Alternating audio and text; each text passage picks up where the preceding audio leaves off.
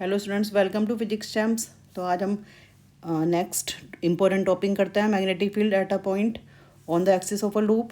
ये काफ़ी important topic होता है बोर्ड के पॉइंट ऑफ व्यू से और कॉम्पिटिटिव एग्जामिनेशन के पॉइंट ऑफ व्यू से, and it is very simple.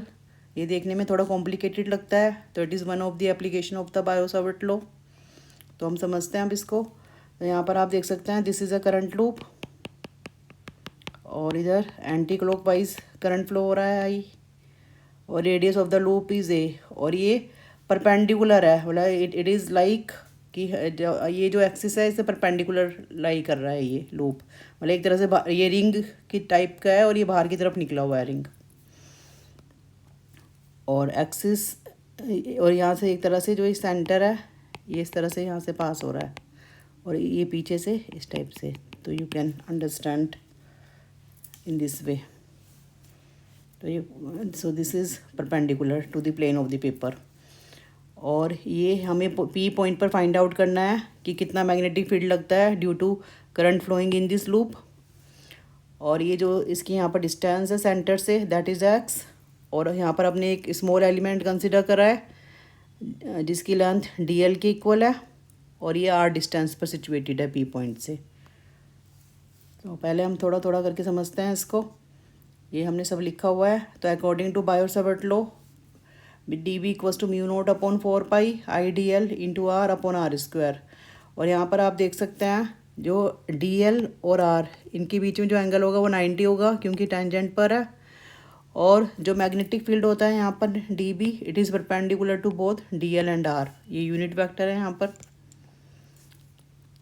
So D B यहाँ पर आर और डी एल दोनों से परपेंडिकुलर होगा। So this angle is 90 degree.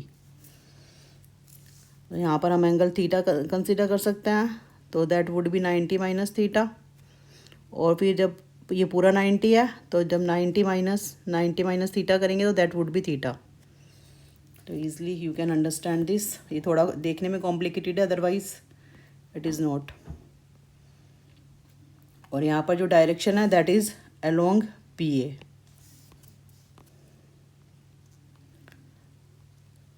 So this is the first equation. यहाँ पर हमने देख लिया है कि 90 डिग्री एंगल बना हुआ है, साइन 90 की वैल्यू 1 होती है।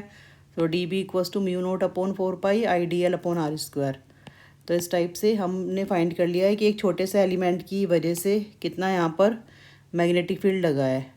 अब हमें टोटल लूप से फाइंड करना है। तो उसके लिए हम क्या करते हैं, डायमेट्रिकली अपोजिट हमने एक पॉइंट और ले लिया है।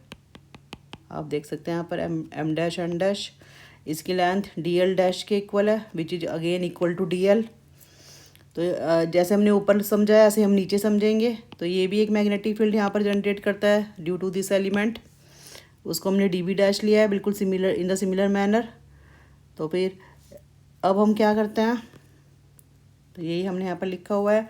और यहाँ पर इन दोनों का मैग्नीट्यूड, क्योंकि करंट एलिमेंट जो हमने स्मॉल एलिमेंट लिया है एम एन और एम एन डैश, ये दोनों इक्वल हैं। तो यहाँ पर जो मैग्नेटिक फील्ड जनरेट होगा that is also the same, magnitude उसका सेम हो जाएगा। उसके बाद हम डायग्राम से ही समझते हैं इसको। So this is d B, ये एंगल थीटा बना हुआ है यहाँ से। तो अगर हम इसके कंपोनेंट लेते हैं तो that is d B cos theta, और यहाँ पर हो जाएगा डी बी साइन थीटा। इसी टाइप से डी बी डैश के लिए d B dash cos theta, d B dash sine theta. तो आप देख सकते हैं ये दोनों जो कंपोनेंट हैं कोसाइन वाले वो कैंसिल हो जाएंगे और साइन वाले ऐड हो जाएंगे। इसी टाइप से हम अब देखिए यहाँ पे लूप पर एक ये वाला एलिमेंट और ये जो मैं बना रही हूँ इस एलिमेंट को भी देख सकते हैं। तो वो ये भी फील्ड कहीं ना कहीं इसी टाइप से जनरेट करेगा। अब यहाँ पर डायरेक्शन चेंज होती रहेगी, इस टाइप से कहीं इधर होगा, पर वो जो डायमेट्रिकली अपोजिट होंगे वो आपस में कोसाइन कंपोनेंट एक दूसरे को कैंसिल करेंगे और साइन कंपोनेंट इसी टाइप से ऐड ऑन होते रहेंगे। तो यही हमने यहाँ पर लिखा है, cosine component cancels and sine component adds. तो टोटल फाइंड करने के लिए तो we can integrate over the loop. तो डी बी साइन थीटा इसको हमने ले लिया है। सो जितनी भी ये वैल्यूज़ हैं इन सब को हमने बाहर ले लिया है और डी एल को हमने इंटीग्रेशन के अंदर रखा है। और we know that integration of d l is equal to 2 pi है, क्योंकि ये पूरा लेंथ एक तरह से सम ऑफ दी लेंथ। तो ये क्या हो जाएगा, एक तरह से ये यहाँ पर इसकी रेडियस गिवन है तो that is equal to circumference. तो टोटल सर्कमफ्रेंस, एक तरह से टोटल लूप कितना लगा रहा है यहाँ पर फील्ड, तो that is equals to this. तो instead of this we have written this. And from this diagram we can see sine theta equals to, sine होता है परपेंडिकुलर अपॉन हाइपोटेनियस, तो ए अपॉन आर. तो यही हमने यहाँ पर लिया है, sine theta A upon R. Value put करी है यहाँ पर साइन थीटा में. So we are getting this. तो this is the magnetic, total magnetic field at point P. और बाकी हमने और ज़्यादा रिजोल्व करना है, तो we can see Pythagoras theorem से R square equals to X square plus A square. तो ये वैल्यू हम यहाँ पर पुट कर सकते हैं. मेनली हम यही फॉर्मूला लेते हैं. So R equals to A square plus x square 1/2. So this is the magnetic field due to current carrying loop at a point P on the axis of this. यहाँ पर इस point पर, मतलब किसी दूर point पर.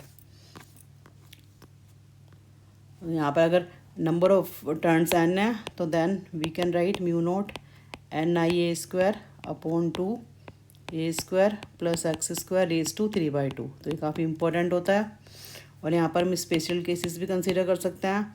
अगर यहाँ पर x की वैल्यू 0 के इक्वल हो जाती है, x 0 होने का मतलब है जो हमने पहले किया हुआ है, इससे पहले वाली वीडियो आप देख सकते हैं. सेंटर ऑफ द लूप पर यहाँ पर, मतलब पी पॉइंट यहाँ पर सिचुएटेड है. तो उस कंडीशन में x हमें 0 लेना है. तो फिर b कितना हो जाएगा, mu naught I a square upon 2 a square raise to 3/2.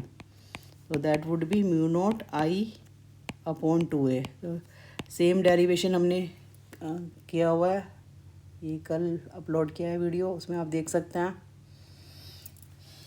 और सेकंड केस, ये एक्सिस पर हो जाएगा, ये तो एक्सिस पर है, ये सेंटर पर हो जाएगा, सेंटर ऑफ द कॉइल. और second case, if P is very far away from the centre of the loop.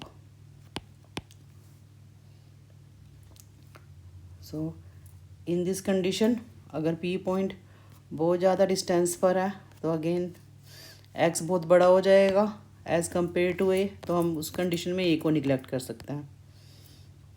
So B equals to X would be much greater than A. So we can take mu naught I a square upon 2 x square raise to 3/2. A को denominator से हम हटा सकते हैं. So that would be 2x cube. So in this way we can find the magnetic field for the far away point.